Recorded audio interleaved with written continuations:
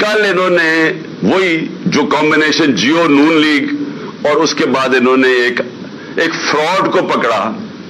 یعنی اگر آپ نے کوئی غلط کام کرنا ہے تو اس میں بھی کوئی عقل ہونی چاہیے, لیکن یہ اتنے بیوقوف ہیں کیونکہ مجھے جرائم پیشہ لوگ ہیں یہ. انہوں نے بیٹھ کے جس آدمی کو لے کے آئے وہ سوشل میڈیا نے سارا بتا دیا کہ وہ ایک بھاگا ہوا ہے ناروے سے, اس کے اوپر کتنے کیسز ہیں, اس نے پاکستان کی ایف آئی اے نے اس کے اوپر کیسز تھے, یہاں مانگنے کی کوشش کی, یعنی اس کی پوری تاریخ ہے.